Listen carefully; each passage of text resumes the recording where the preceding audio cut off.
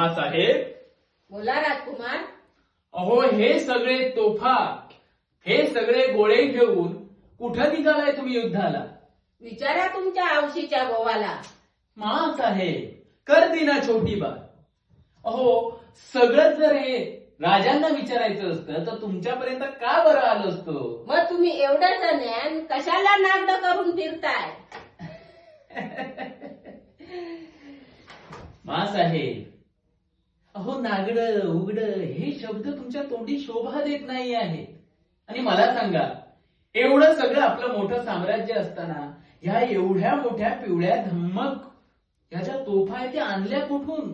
हो राजकुमार, टोपा नाही आहेत त्या, तवस आहे तवस, आपल्या चंद्रीय खात्यातलं. तवस? मग हा तर तवशाचा बाबा मला जाणवतोय. ओ राजकुमार, या दोघांना एवढं एक होणार, एवढं दोघांना एवढं एक होणार मी ठेवलंय माझ्या महाराजा वाड्यात. काय बोलताय तुम्ही? ह्या दोघांना मिळून एक होईल एवढं मोठं तवस तुम्ही ठेवलंय? हो ठेवलंय. आणि सेंद्रिय खतावर? हो. पण बाजारामध्ये एवढीची काकडी 10 रुपयाला विकतात.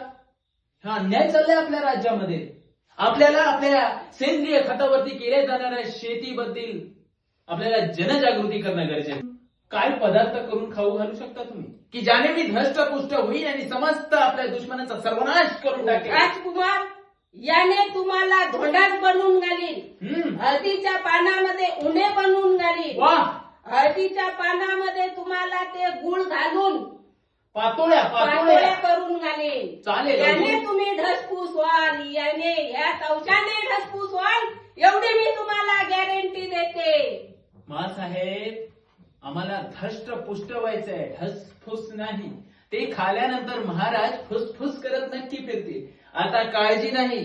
हे गोळे आणि यापासून बनवलेल्या पातोळ्या खाऊन आपले महाराज समस्त आपल्या दुश्मनांना नाश करतील. नाश करून टाकतील, ढसफुस करून. ढसफुस होऊन दे.